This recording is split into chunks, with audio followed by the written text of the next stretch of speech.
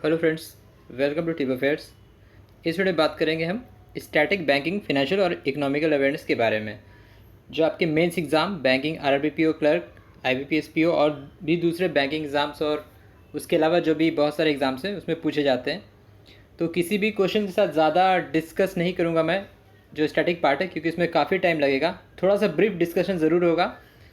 20 question का ये set है। चैनल पर फर्स्ट टाइम है, वीडियो को एंड तक ज़रूर देखिएगा, चैनल को सब्सक्राइब कीजिए। तो चलिए शुरू करते हैं। इसका एक वीडियो पहले भी आ चुका है, अगर आपने अभी तक नहीं देखा तो वो प्लेलिस्ट में जाकर ज़रूर देख लीजिए, और पीडीएफ आपको टेलीग्राम में दे दिया जाएगा। तो फर्स्ट क्वेश्चन है, mortgage is defined as. Mortgage का डेफिनेशन क्या होता है? इसका सही जवाब होगा option 1, security on immovable property of a loan. जब आप कोई लोन लेते हैं इमूवेबल, तो जैसे आप किसी घर के लिए लोन लिए, अगर आप कोई लोन ले रहे हैं तो उसके एवज में अगर आप घर के कागजात देते हैं, डॉक्यूमेंट्स देते हैं, और अगर उस लोन का रिपेमेंट नहीं हो पाता है तो बैंक आपके उस जो इमूवेबल प्रॉपर्टी है, ठीक है, हाउस, तो उसको वो सेल करके अपना पैसा वापस ले सकता है। तो वही होता है इमूवेबल प्रॉपर्टी, यानी secured by collateral of specific real estate property. जो इमूवेबल प्रॉपर्टी जिसके एवज में आप लोन लेते हैं वो इमूवेबल प्रॉपर्टी होता है लोन का, एक तरह का डेप्ट इंस्ट्रूमेंट है मॉर्गेज। तो security on immovable property of for a loan is defined as mortgage. A fixed deposit receipt is kept with the bank for its safety is known as। तो कोई भी रिसिप्ट जो होता है जिसको बैंक के पास हम जमा करते हैं सेफ्टी के तौर पर, उसको क्या कहते हैं? Called as safe custody. ठीक है, सेफ कस्टडी। इंपॉर्टेंट डॉक्यूमेंट्स और वैल्यूबल्स जो हम रखते हैं बैंक में एज अ शेयर और सिक्योरिटीज़, उसको हम कहते हैं self custody. The central government has constituted National Company Law Tribunal under dash of companies act. तो NCLT किस कंपनीज एक्ट के तहत इसका गठन किया था? इसका सही जवाब होगा ऑप्शन सी, सेक्शन 408। तो central government has constituted national company law tribunal under section 408 of companies act. NPCI registered under dash companies act 2013। NPCI national payment corporation of India, NPCI का रजिस्टर किस सेक्शन के तहत हुआ था कंपनीज एक्ट 2013 के according? इसका सही जवाब होगा ऑप्शन डी, सेक्शन 8। तो NPCI registered under section 8 of companies act 2013। NPCI क्या है? अम्ब्रेला ऑर्गेनाइजेशन है for operating retail payments and settlement system in India. Initiative था ये RBI और इंडियन बैंक एसोसिएशन का, जिसका शुरुआत हुआ था 2008 में। हेडक्वार्टर है NPCI के मुंबई, और इसके MD CEO कौन है? दिलीप आपसे, और एग्जीक्यूटिव चेयरमैन है विश्व मोहन महापात्रा। NPCI का बहुत सारा प्रोडक्ट है, जैसे Aadhaar enable payment system, Bharat bill payment system, भीम हो गया, चेक ट्रांजेक्शन सिस्टम, रुपे हो गया, IMPS हो गया, UPI हो गया, ये सब NPCI के अंडर आता है। Which act was framed specially to deal with the non performing assets? तो NPA assets, non performing assets के लिए कौन सा एक्ट फ्रेम किया गया था? Option B, SARFAESI act 2002। SARFAESI act 2002 का गठन किया गया था for dealing with non performing assets. Banking ombudsman scheme was introduce with effective from by RBI। Banking ombudsman कब से शुरू है? RBI के द्वारा इसकी शुरुआत हुई थी 1995 में। तो 1995 बैंकिंग ऑम्बड्समैन, जिसे हम कहते हैं bank Lokpal, under section 35A of banking regulation act 1949 of RBI के तहत बैंकिंग ऑम्बड्समैन की स्थापना शुरुआत हुई थी। ठीक है, तो इसको रिवाइज किया गया था 2002 में, फिर उसके बाद एक बार और रिवीजन किया गया। तो अभी जो चल रहा है करंटली बैंकिंग ऑम्बड्समैन स्कीम 2006, तो उसी पे अभी चल रहा है। एक काशी जुडिशियल अथॉरिटी है banking ombudsman Lokpal for resolution of all type of complaints. ठीक है, तो अभी टोटल देश में कितने बैंकिंग ऑम्बड्समैन हैं? टोटल 22 हैं। Total 22 regional office of banking ombudsman.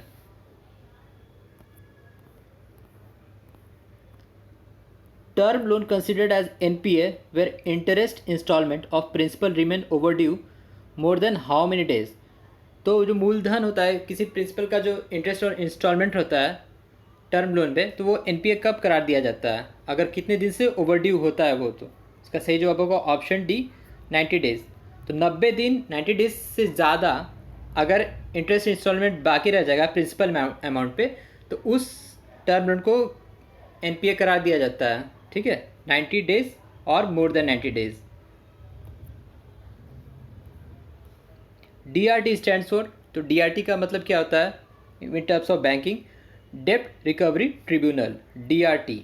Option A dept recovery tribunal, DRT और डीआरएटी, डेप्ट रिकवरी एपेलेट ट्रिब्यूनल, तो दोनों का गठन हुआ था for expeditious adjudication and recovery of debts. इसका मेन ऑब्जेक्टिव क्या रहता है? Recover all type of outstanding loans due to banks and financial institution. Dept recovery, नाम से ही पता चला, डेप्ट recovery tribunal.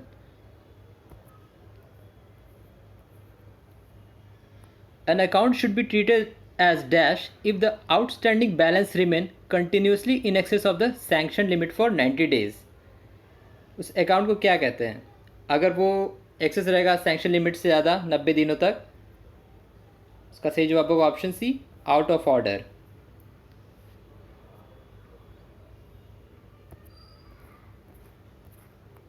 Commercial bill is a type of, commercial bill क्या होता है? Bill of exchange, option D. तो बिल ऑफ एक्सचेंज होता है। The overall target of PSL, priority sector lending for foreign banks operating in India is, target क्या है foreign banks के लिए पीएसएल के तहत? इसका सही जवाब होगा ऑप्शन है 40%, प्रायोरिटी सेक्टर लेंडिंग। तो 40% है फॉरेन बैंक्स के लिए जो भी इंडिया में इस्टेब्लिश हैं। फॉरेन बैंक्स जैसे सिटी बैंक हो गया, स्टैंडर्ड चार्टर्ड हो गया, डीबीएस हो गया, एचएसबीसी हो गया, ये सारे फॉरेन बैंक्स हैं। A substandard assets is that assets which has remained NPA for a period less than or equal to, समझ रहे क्या कह रहा है? कोई भी सबस्टैंडर्ड एसेट वो एसेट है विच हैज़ रिमेंड एनपीए, जो एनपीए रहा है for a period less than और इक्वल टू, कितने दिनों तक के लिए मिनिमम? इसका सही जवाब होगा 12 month. So for a period equal to 12 months और लेस देन 12 मंथ, ठीक है, वो सबस्टैंडर्ड एसेट्स किस फॉर्म में रहा है? एनपीए के फॉर्म में रहा है।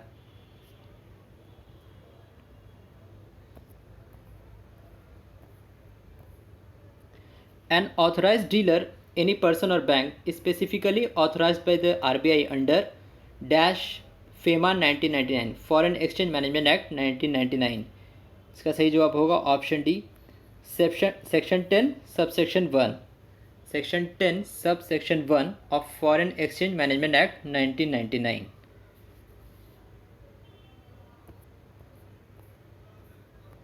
As of August 2020, how many languages are available on Bhim app? तो भीम ऐप में अभी टोटल कितने लैंग्वेजेस में काम कर रहा है? इसका सही जवाब होगा ऑप्शन ए, 20। तो शुरुआत में थे 13 लैंग्वेजेस, फिर 3 बढ़ाया गया और अभी टोटल ये 20 लैंग्वेजेस में है, जिसमें रिसेंटली ऐड किया गया था कोंकणी, भोजपुरी और हरियाणवी। ठीक है, तो भीम ऐप क्या है?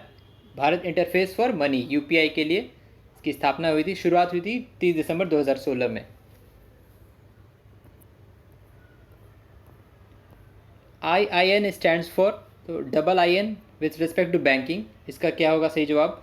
Option B, issuer identification number.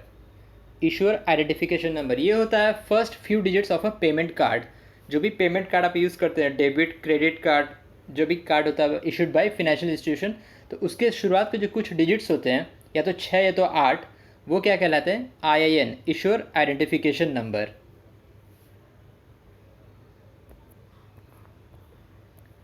The money whose face value exceeds its cost of production. तो किसी मनी का जो कॉस्ट ऑफ प्रोडक्शन है उससे ज़्यादा उसका जो फेस वैल्यू, जो एक्चुअल वैल्यू है, उसको हम क्या कहते हैं? Token money. That money is called token money whose face value exceeds its cost of production.